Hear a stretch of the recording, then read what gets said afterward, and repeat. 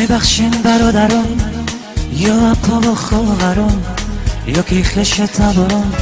اصابی ندادران شمارم میفرارب سپچکتان رنگی سب یخیلت بچه اینان میخرن فقط خلب ما بچه قشلقی فقط از سرم توقی نکنستم قواخی اما گوش بی ایلقی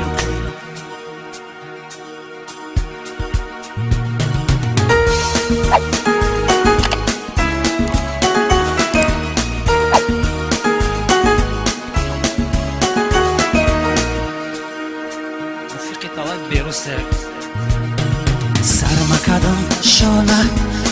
برامدم ای خانه یک بار بهانه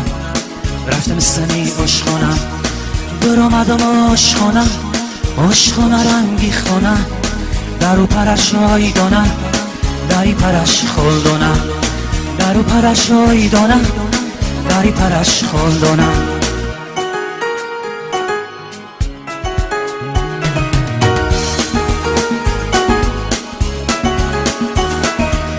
تلویزور ماندگی ای دیا استال گایی ای گایی قطی سای ولی ای اردیش ششتگی ای ما هم ششتم دا استال نکی پوور سرش کرد دستش بدک بکر نامش بدک توکر دوید اومد پیش خدمت گفت اگر کچی خدمت گفتم بکه حرکت خدا بتت برکت بیار یک سا خود یگان استکن کم بود یگان تلیل کدتور یگان میده حق نبود سر و سیمهیم کار دارم یکی کمتر افکارم در دل حواس ها دارم باور که خارز دارم در دل حواس ها دارم باور که خارز دارم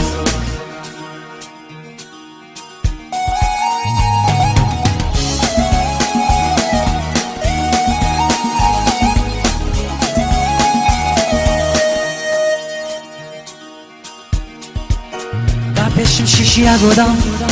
گفتم نامی محمدم پیش بدم رنگی بندم این روز که بیسوم شیدم دیگه ای همه موندم گفته گوشکه اکا جون ما یگودم ای زره رسان امی جوده گشتم سسان بشینم کم در قدیدون ما هم گفتم برحمت خودماندم ده حیرت دلیلش داره حسرت بکنه کم تر روحت پیش خدمت کدد تشکیلی رسد کدد همدم گپ سر کدد یکی سرم در کدد همدم گپ سر کدد یکی سرم در کدد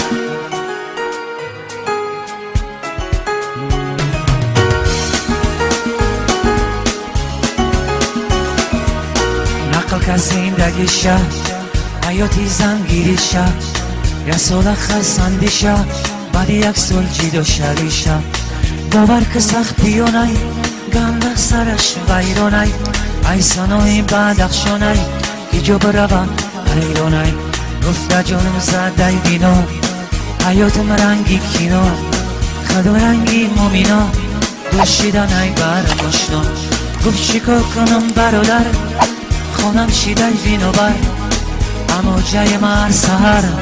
خدمت کردم در بدر گفتم ای من نصیحت مرا گوش کن بودی خط و زیر بخی بره خوند حتما بکن تهارت بخوام درکن نماز با خداوند بیگراز انشالله همش نیشه بسا خدا بتت عمری دراز گفتم نیا دیگه بازار خطر کدی خارزار نامردو دشیده زار یگان روز میشه بیمار گفتم گوش کن برادر نرسنی بینو بر نشیقتی الخلخر مرات بکن بور نشیقتی الخلخر مرات بکن بور